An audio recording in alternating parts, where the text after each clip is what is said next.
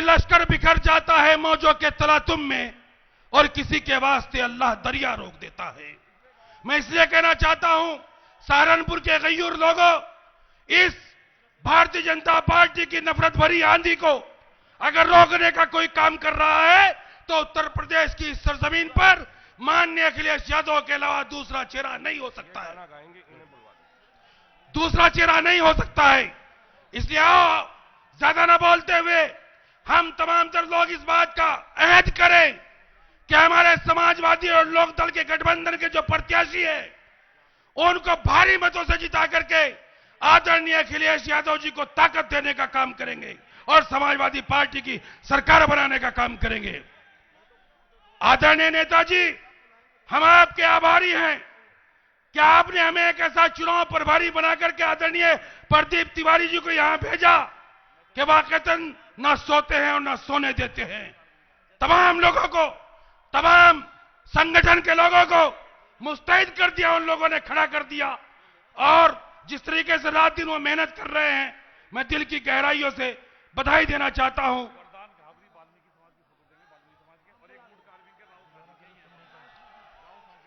तो इसलिए साथियों, हमारे बीच में लोहिया वाहिनी के राष्ट्रीय अध्यक्ष भाई जनाब प्रदीप तिवारी जी ने जो मेहनत की है, उनके साथ में ठाकुर मनीष सिंह और चंद्रशेखर यादव, यकीनी तौर पर ये वो लोग हैं जो पूरी ईमानदारी के साथ समाजवादी पार्टी के एक एक वर्कर तक पहुंचने का काम कर रहे हैं। और आदरणीय नेताजी, आपने कहा कि आदरणीय इमरान मसूद साहब अभी प्रेस में कह रहे थे कि उनको भी सम्मान दिया जाएगा पार्टी में।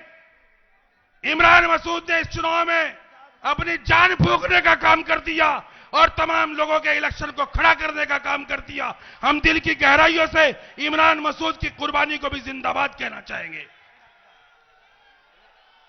इन्हीं अल्फाज के साथ अपनी गुफ्तगू खत्म करता हूं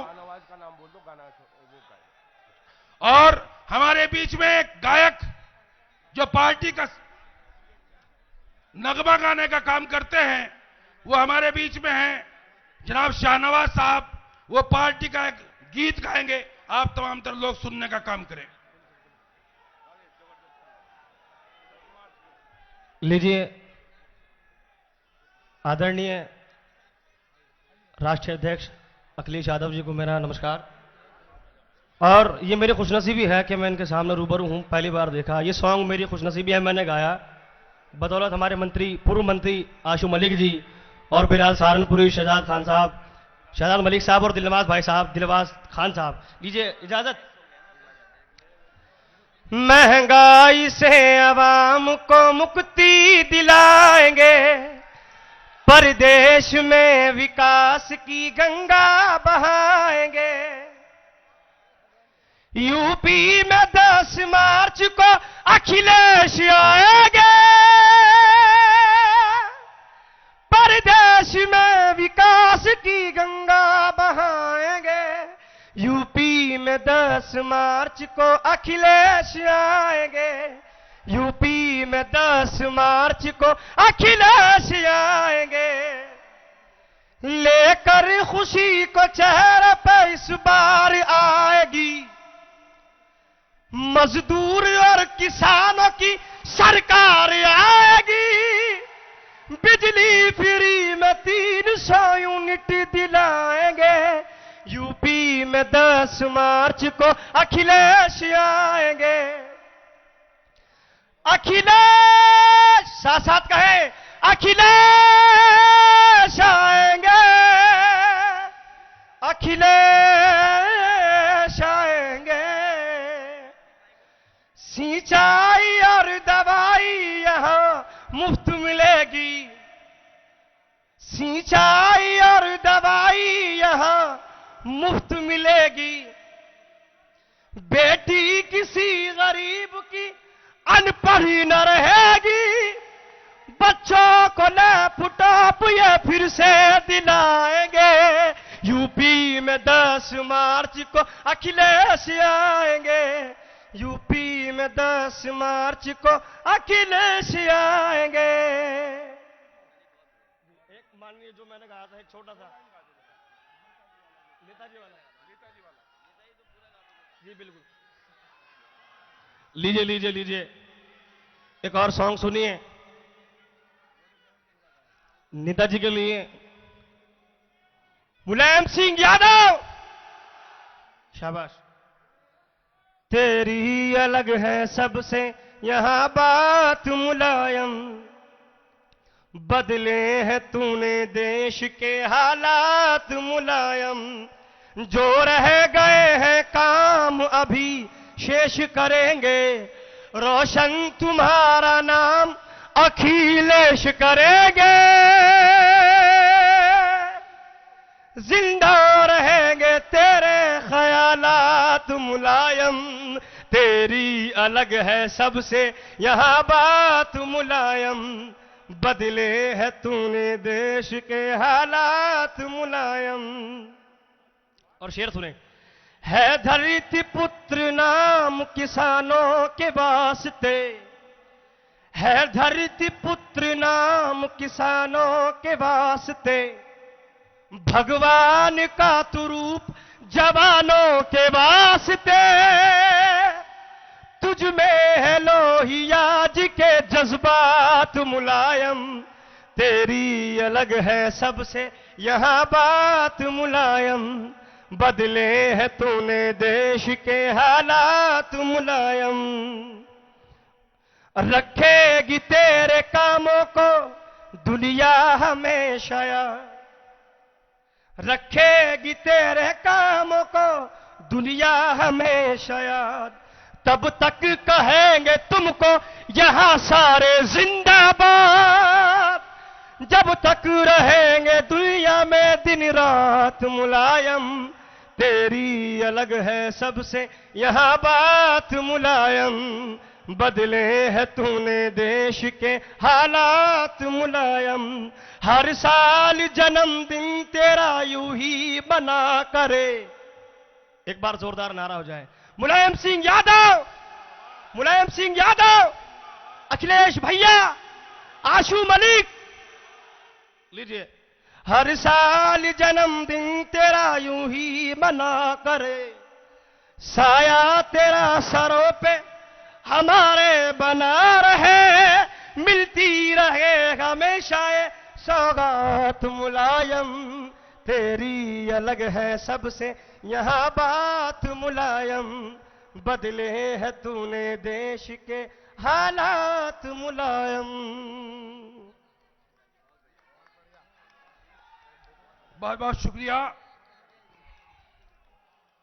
आदरणीय नेताजी। हमारे वुड कार्विंग एसोसिएशन के कुछ लोग, चूंकि सहारनपुर पूरी दुनिया में मशहूर है वुड कार्विंग के एतबार से, Sajid Chaudhary wood carving association के उपाध्यक्ष भी हैं और उनके साथ में पुण्य गर्ग, वो मोमेंटो पेश करेंगे लकड़ी का बना हुआ आदरणीय नेताजी की खिदमत में। और हमारे वाल्मीकि समाज के साथी हैं वरदान घावरी और धीरज आजाद, वो महर्षि वाल्मीकि जी की तस्वीर,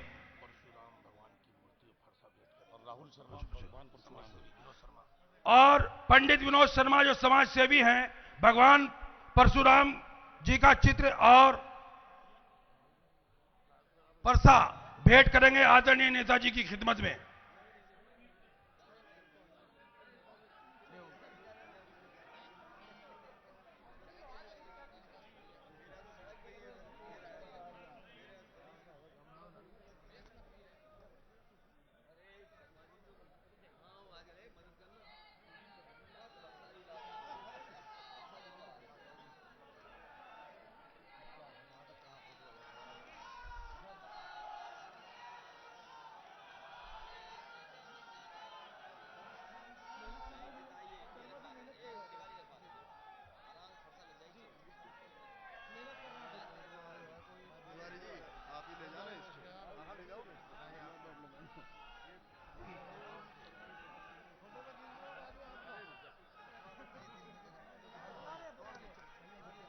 चौधरी साजिद और पुण्य गर्ग आदरणीय मंत्री जी के बेटे, ये आ जाइए, आगे आगे आ जाइए।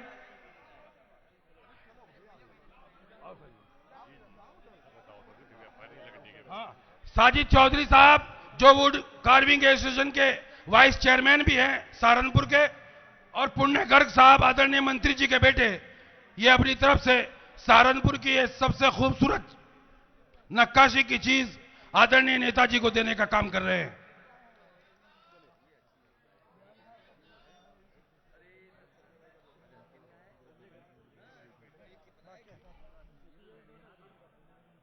हमारे बहुत ही होनहार पार्षद टिंकू अरोड़ा ये श्री गुरु गोविंद सिंह जी का एक चित्र भेंट करना चाहते हैं आदरणीय राष्ट्रीय अध्यक्ष जी को।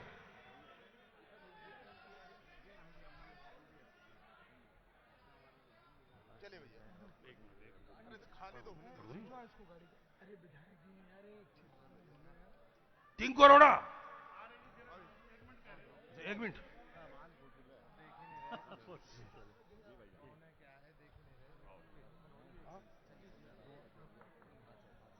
आ जाओ सर, राशिद भाई, साजिद भाई आ जाओ। बड़ा धन्यवाद सर, धन्यवाद।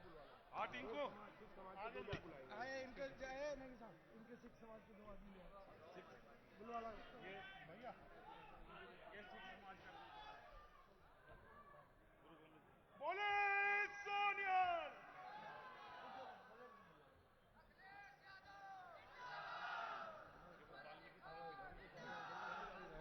आगे वाल्मीकि समाज के नहीं आए, अभी दोबारा कह दो जरा। वाल्मीकि समाज धीरज आजाद,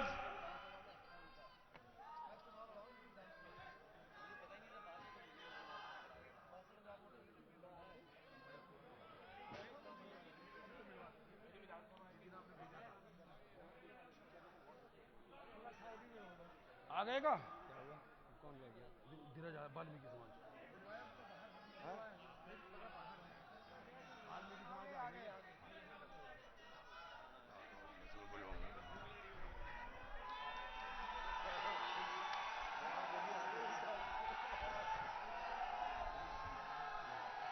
सहारनपुर की इस सरजमी के ऊपर उत्तर प्रदेश के पूर्व मुख्यमंत्री और भावी मुख्यमंत्री 14 मार्च को इंशाअल्लाह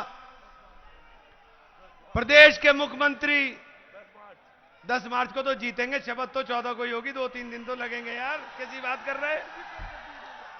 हम तो शपथ की डेट बता रहे हैं। हम इंशाअल्लाह 14 मार्च को प्रदेश की कमान संभालने वाले यशस्वी नेता आदरणीय अखिलेश यादव जी, आपके आगमन के ऊपर सहारनपुर के तमाम नौजवानों, तमाम किसानों की तरफ से आपका इस्तकबाल करने का काम करते हैं।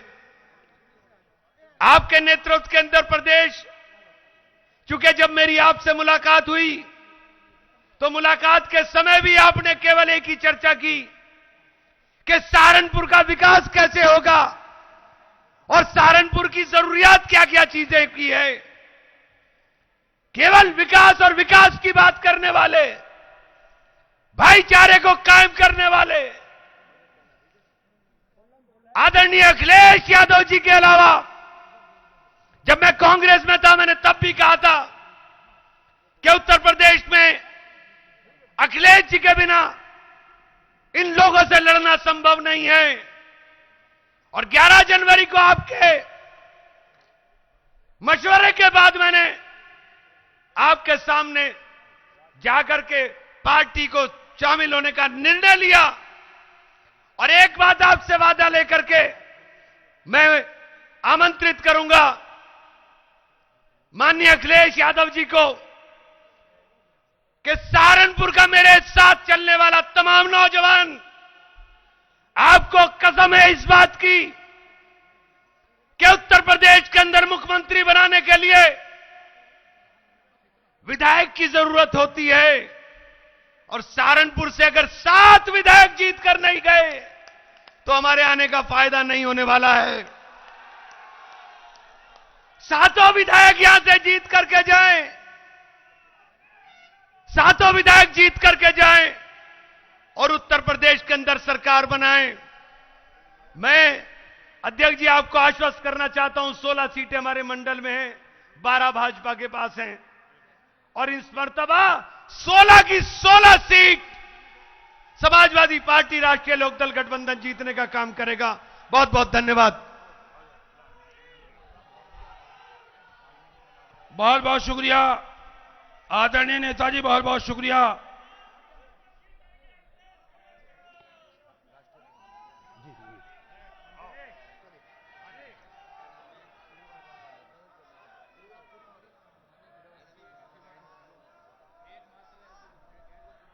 आइए हजरात, उस शख्सियत के हुजूर आपको ले जाना चाहता हूं जो शख्स नहीं बल्कि शख्सियत है, जो फर्द नहीं बल्कि अंजुमन है, जो इंसान नहीं बल्कि अपनी जात में दुनिया बसाए हुए है, इज्जत ने जिनके कदम चूमे हैं, मकबूलियत ने जिनके गले में फूलों के हार डाले हैं और शोहरत ने जिनकी पेशानी को बोसे दिए हैं, वो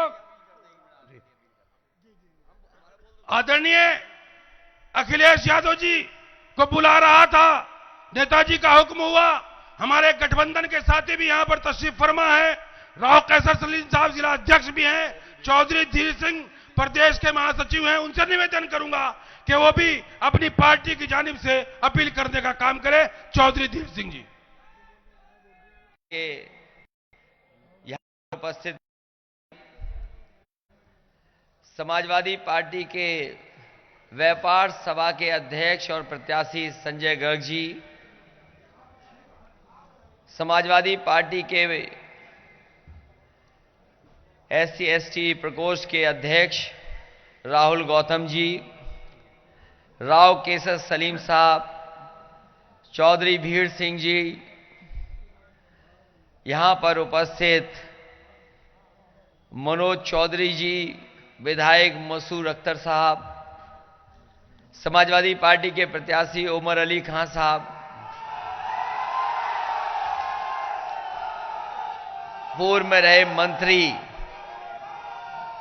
समाजवादी पार्टी और आरएलडी के गठबंधन के प्रत्याशी डॉक्टर धर्म सिंह सैनी जी नकुड़ से, चौधरी इंद्र सेन प्रत्याशी गंगो, कार्तिकेय राणा जी प्रत्याशी देवबंद, समाजवादी पार्टी के और आरएलडी के प्रत्याशी सहारनपुर देहात के आशु मलिक जी, प्रत्याशी रामपुर मनिहारन विवेक कांत जी और यहां पर उपस्थित बड़ी संख्या में नेता जिनके मैं नाम नहीं ले पा रहा हूं, सभी हमारे नेता और इमरान मसूद जी, उपस्थित सभी पदाधिकारी और इस कार्यक्रम में उपस्थित सभी हमारे जिम्मेदार कार्यकर्ता, नेता और पत्रकार साथियों, मैं सबसे पहले सहारनपुर के उपस्थित सभी कार्यकर्ताओं का धन्यवाद और आभार प्रकट करना चाहता हूं। मुझे खुशी है इस बात की कि जिस समय कोहरा था और कड़ाके की सर्दी थी, उस समय ही यहां पर बड़ी संख्या में लोग आ गए थे। अभी 3 बजने वाला है और मैं जानता हूं कि अगर ज्यादा समय बैठा दोगे लोगों को तो कुछ पेट में ऐसी हलचल होगी कि लोग जाने लगेंगे। लेकिन ये जो जोश और उत्साह है, ये जो जोश और उत्साह है, ये बता रहा है कि 10 मार्च का सबको अब इंतजार होने लगा है और इन्हीं तारीखों की हम और आप सब लोग इंतजार कर रहे थे। क्या उत्तर प्रदेश का चुनाव और चुनाव की तारीखें कब आएंगी, इन तारीखों का ही हम लोग इंतजार कर रहे थे और अब तो तारीख भी आ गई हैं। और जिस तरह का माहौल है और जिस तरह की हवा चल रही है, मैं और जयंत चौधरी जी पहले चरण में लगभग सभी जिलों में होकर के आए हैं और जो पहले चरण का शुरुआती चुनाव है उसका जो माहौल है वो ये बता रहा है कि इस बार उत्तर प्रदेश से भारतीय जनता पार्टी का सफाया होने जा रहा है। हालांकि पता नहीं भारतीय जनता पार्टी को डर क्या था सहारनपुर से, या चुनाव आयोग ने क्यों ऐसा सोचा।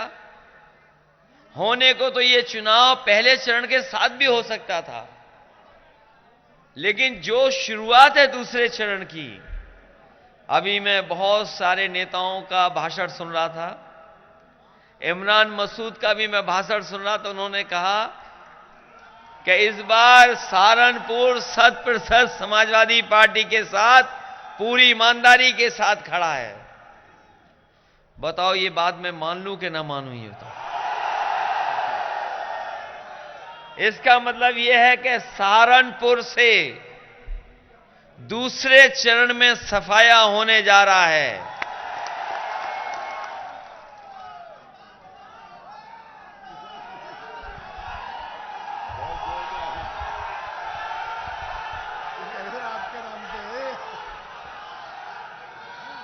ये मैं धन्यवाद देता हूं। ये तो तब है जो जब पाबंदी है, और ये कहीं जो नियमों का पालन न होता और अगर कहीं सहारनपुर को बुला लेते तो आज ही पता लग जाता दिल्ली और लखनऊ वालों को। ये हमारे बाबा मुख्यमंत्री का नहीं पता लगेगा। और जब से चुनाव घोषित हुए हैं, हमारे बाबा मुख्यमंत्री जगह जगह चुनाव लड़ना चाहते थे। मुझे याद है जब यहां पर मुख्यमंत्री जी आए तो किसी ने यह कहा कि हो सकता है कि मुख्यमंत्री देवबंद से चुनाव लड़ें।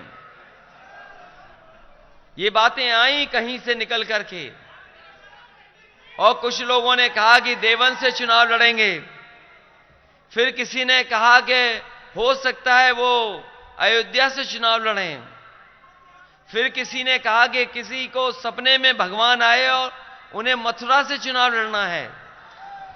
फिर पता लगा कि अयोध्या के बाद प्रयागराज से चुनाव लड़ना है। लेकिन वो चुनाव कहीं से नहीं लड़े, उन्हें अपने घर से चुनाव लड़ना पड़ रहा है। जो चुनाव से पहले अपने घर पहुंच गया हो, जो वोट पड़ने से पहले अपने घर गोरखपुर पहुंच गया हो, तो बताओ 10 मार्च को उन्हें गोरखपुर में भेज दोगे कि नहीं भेजोगे वापस? भारतीय जनता पार्टी से झूठी पार्टी कोई नहीं है। ये बात मानते हो कि नहीं मानते हो? भारतीय जनता पार्टी का काम है झांसा देना। भारतीय जनता पार्टी का काम है झगड़ा लगाना। भारतीय जनता पार्टी का काम है झूठ बोलना।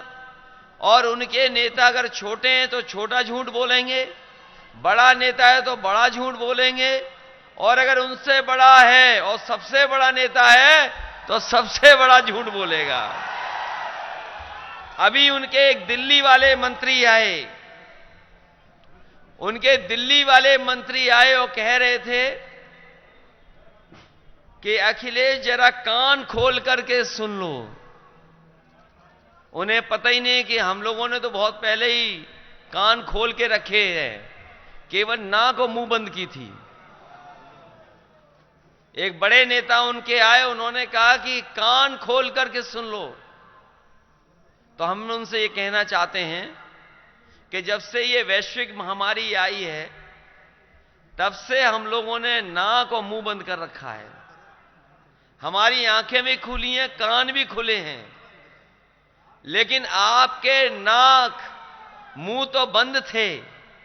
लेकिन इस बार 10 मार्च को आपके आंखें भी खुल जाएंगी और कान भी खुल जाएंगे।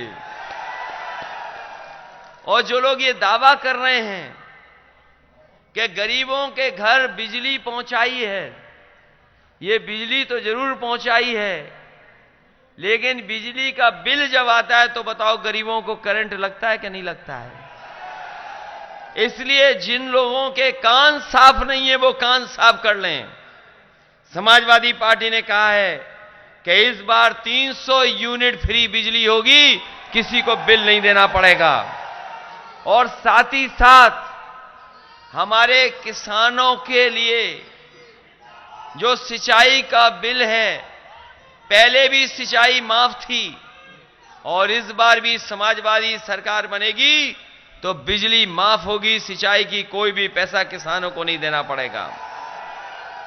ये हमारे कर्मचारी लोग हैं, समय समय पर हम लोगों से मिलते थे, आंदोलन कर रहे थे, और बड़ी संख्या में कर्मचारी हैं सरकारी, उनकी मांग थी कि पुरानी पेंशन बहाल हो, और पुरानी पेंशन को लेकर के वो लगातार आंदोलन कर रहे थे। किसी दल, किसी पार्टी ने नहीं सुना उनके बारे में, लेकिन समाजवादी पार्टी ने तय किया है कि इस बार सरकार बनेगी तो पुरानी पेंशन बहाल कर करके हम अपने सरकारी कर्मचारियों की मदद करने का काम करेंगे। इधर महंगाई बहुत बढ़ी है और लगातार महंगाई बढ़ रही है। महंगाई महसूस की कि नहीं की? सुना है बीजेपी के लोग डोर टू डोर कैंपेन कर रहे हैं। बीजेपी के लोग जहां प्रचार कर रहे हैं वो डोर टू डोर कैंपेन कर रहे हैं। यहां इसलिए कैंपेन नहीं कर रहे क्योंकि यहां सीट उन्हें मिलने वाली नहीं है। मैं तो कहूंगा कि जहां डोर टू डोर कैंपेन कर रहे हैं, अपनी माताओं बहनों से कहूंगा कि घर में जो खाली सिलेंडर रखा हो वो भारतीय जनता पार्टी को दे देना इस बार।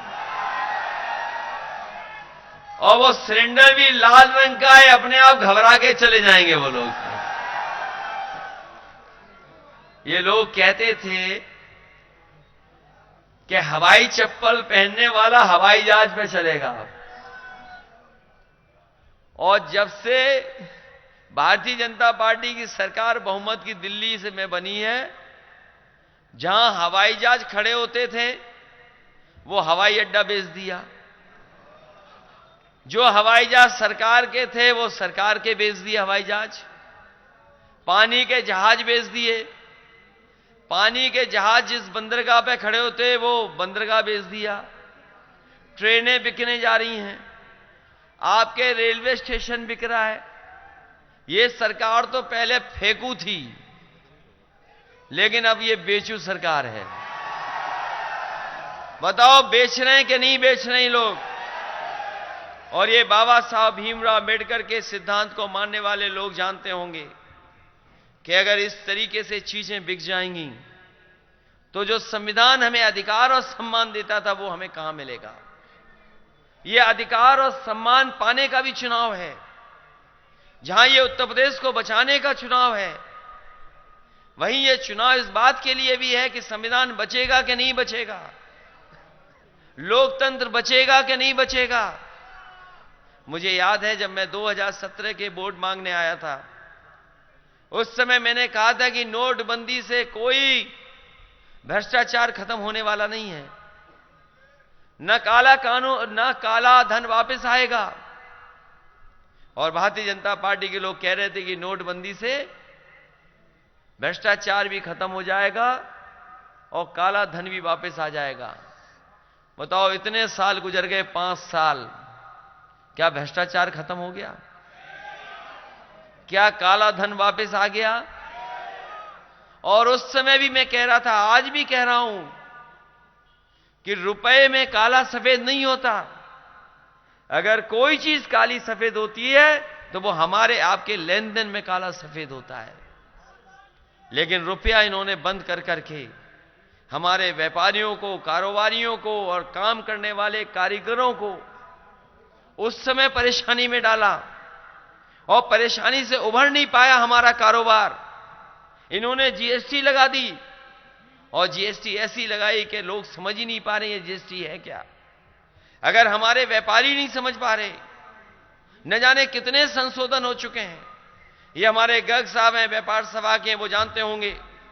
भारत सरकार ने जब से जीएसटी लागू की है, जीएसटी कानून, न जाने कितने संशोधन हो पाए हैं, तब भी अभी तक व्यापारी उनसे संतुष्ट नहीं है, और जीएसटी से व्यापार मार दिया। और तब तक भारतीय जनता पार्टी की सरकार में ये कोरोना जैसी बीमारी आ गई। बताओ सब कारोबार ठप हो गया था कि नहीं हो गया था? सब काम बंद हो गया, उद्योग बंद हो गए, कोई काम करने नहीं जा सकता था। अगर किसी ने मेहनत की उस समय में तो हमारे वो किसान थे, चाहे कितनी भी पाबंदी लगी हो, लेकिन हमारे किसानों ने अपना खेत नहीं छोड़ा, खेती नहीं छोड़ी, वो लगातार मेहनत करते रहे। उसी का परिणाम है कि हमारी अर्थव्यवस्था बच गई, वरना हमारे देश की अर्थव्यवस्था नहीं बचती।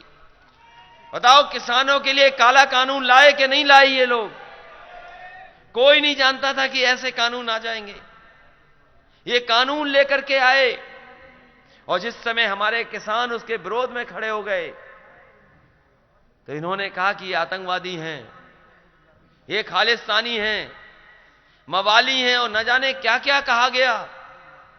700 किसान शहीद हो गए, लेकिन एक भी किसान पीछे नहीं हटा। मुझे खुशी है और मैं बधाई देता हूं किसानों को कि उन्होंने आंदोलन चलाया, वो पीछे नहीं हटे, सरकार को पीछे हटना पड़ा। 700 किसान शहीद हो गए, लेकिन उन्होंने परवाह नहीं की, अंतर्गत सरकार को झुकना ही पड़ा।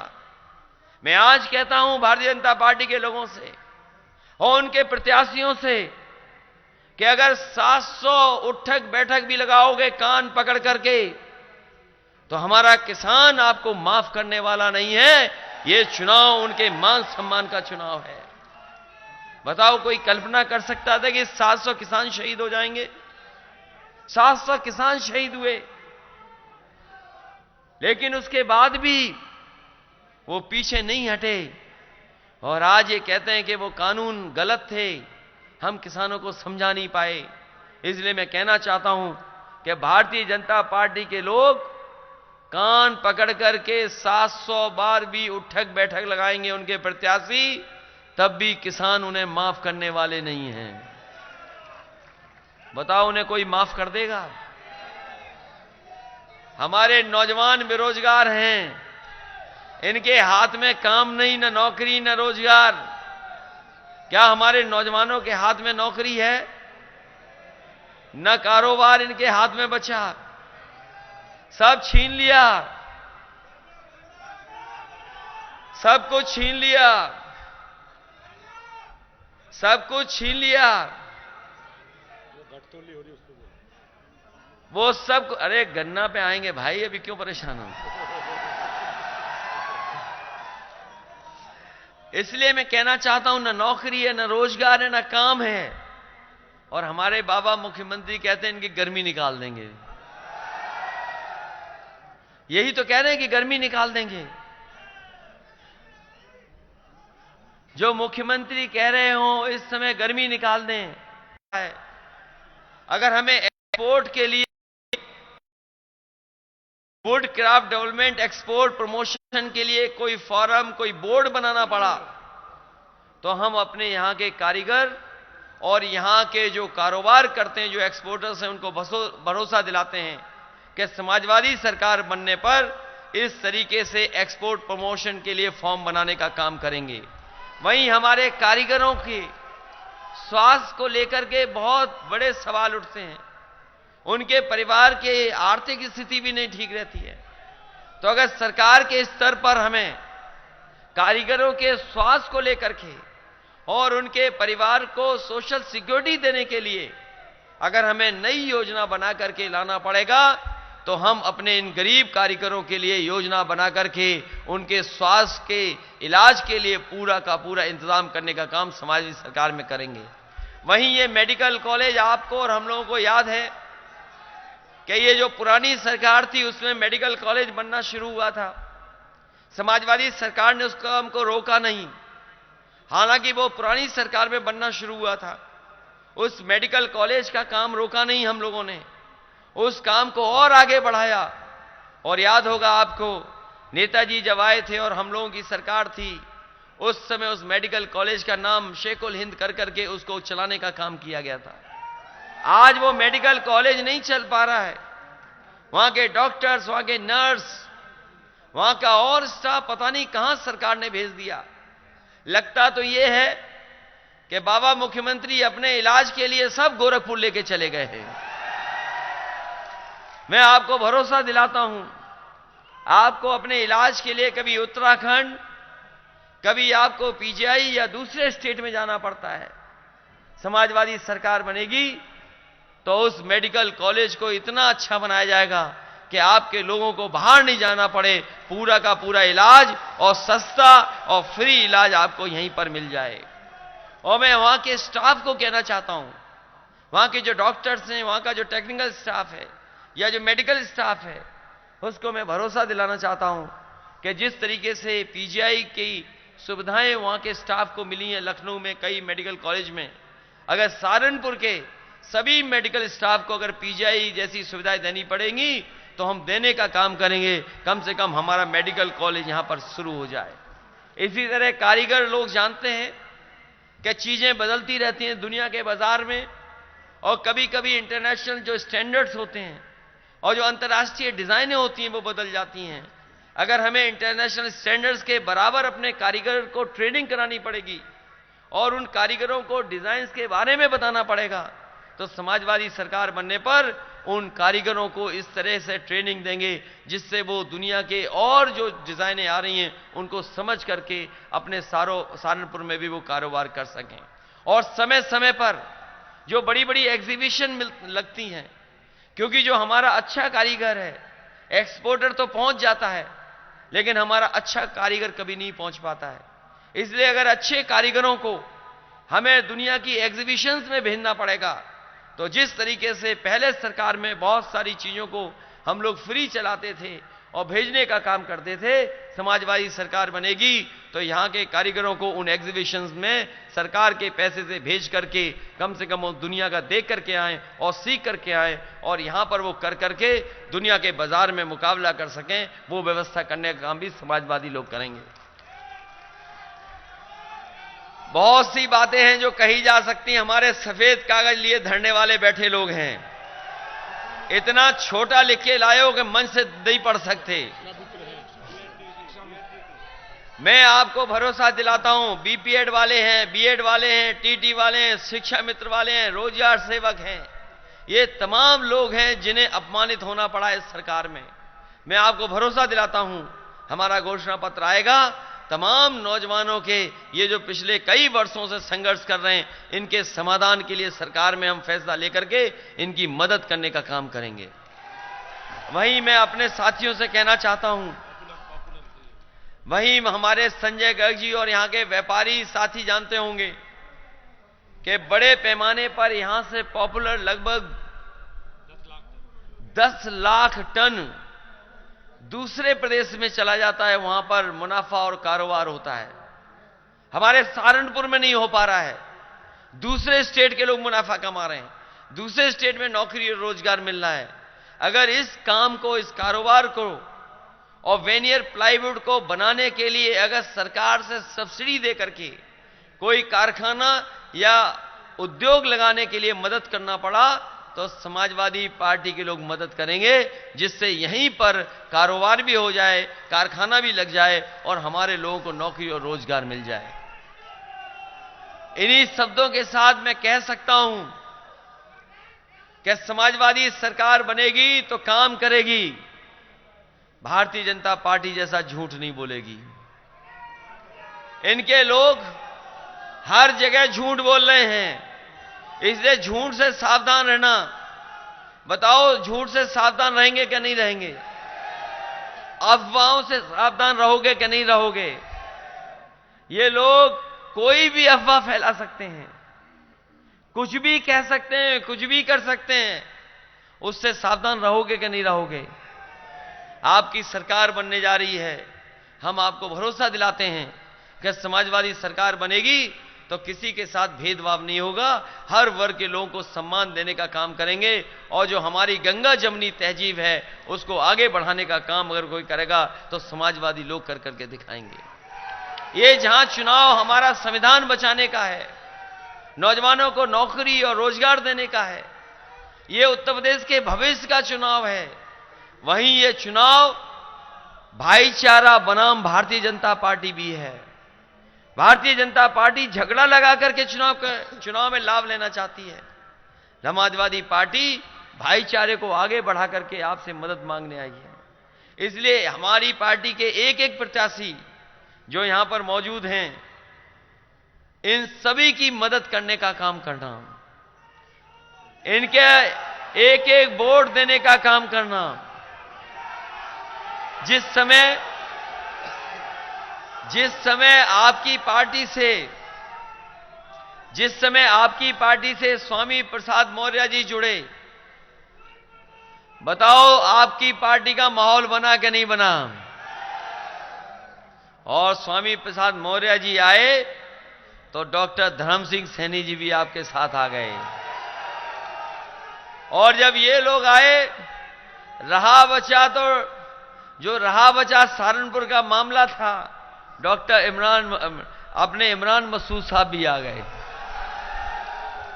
तो बताओ अब कौन है मजबूत?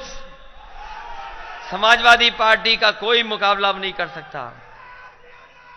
इसलिए अपने वोट पे ध्यान रखना, अपने वोट पे ध्यान रखना, अपना ज्यादा वोट डालना। कोई जीत की खुशी में ये मत करना कि वोट डालने न जाओ। इस जीत की खुशी में वोट डालने ये मत करना कि वोट डालने न जाओ जीत की खुशी में। घर ही पे बैठ के सोचते रहो कि हां हम जीत गए। इसलिए बताओ वोट डालने जाओगे आप सब लोग क्या नहीं जाओगे? और अगर कोई गलती किसी से हो रही हो तो बताओ माफ करोगे कि नहीं करोगे? ये चुनाव सरकार बनाने का है, उत्तर प्रदेश के भविष्य का है, संविधान बचाने का है, किसानों के मान सम्मान का है, महंगाई को रोकने का है, और सबसे बड़ी बात है कि उत्तर प्रदेश को विकास और खुशहाली के रास्ते पे ले जाने का है। इसलिए आप लोग मदद करना। जहां साइकिल चलानी है वहां साइकिल चलाना, और जहां हैंडपंप चलाना है वहां हैंडपंप चलाना। बताओ जब से साइकिल और हैंडपंप साथ आए हैं, भारतीय जनता पार्टी का दरवाजा बंद कर दिया कि नहीं कर दिया हम लोगों ने? और ये पश्चिम का इलाका है, बताओ भारतीय जनता पार्टी का सूरज हमेशा के लिए डुबाओगे कि नहीं डुबाओगे? और बाकी हम लोग देख लेंगे उस इलाके में जहां पर अब वोट पड़ने जा रहे हैं। इनके पास कोई जवाब नहीं है, इनके पास कोई जवाब नहीं है। ये लोग वर्चुअल रैली कर रहे हैं, ये लोग वर्चुअल रैली कर रहे हैं, वर्चुअल रैली। बताओ वर्चुअल रैली हम जानते ही नहीं क्या है वर्चुअल रैली। हम तो फिजिकल रैली करेंगे। बताओ फिजिकल रैली करोगे कि नहीं करोगे? ये वर्चुअल रैली कर रहे हैं, इनकी बैटरी डाउन हो जाएगी, और हमारी फिजिकल रैली करने वालों की कोई बैटरी डाउन नहीं होने वाली। इसलिए फिजिकल रैली कर रहे हैं हम लोग।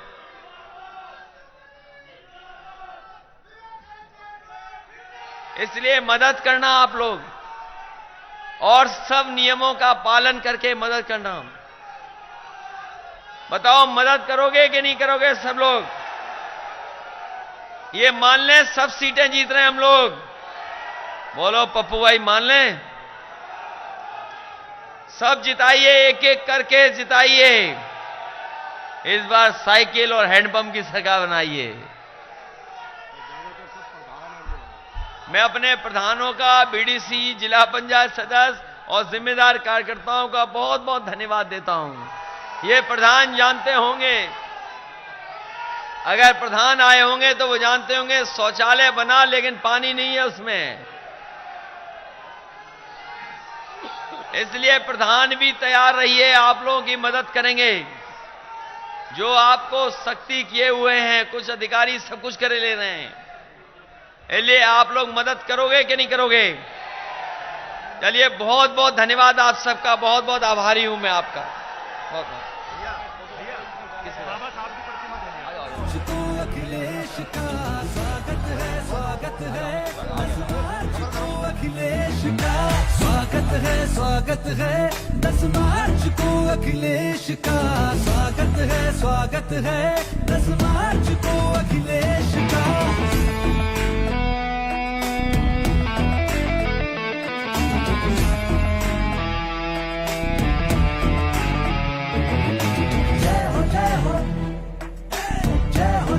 अखिलेश की जय हो, जय हो, जय हो, जय हो अखिलेश की। अब उसका उजाला बिखरेगा, उसे रोक लगाना मुश्किल है। आंधी से कोई जा करके दे, सूरज को बुझाना मुश्किल है। 10 मार्च को चमकेगा तारा अपने उत्तर प्रदेश का। स्वागत है 10 मार्च को अखिलेश का। स्वागत है 10 मार्च को अखिलेश का। स्वागत है 10 मार्च को अखिलेश का। स्वागत है 10 मार्च को अखिलेश का। स्वागत है 10 मार्च को अखिलेश का। स्वागत है 10 मार्च को अखिलेश का। स्वागत है 10 मार्च को अखिलेश का।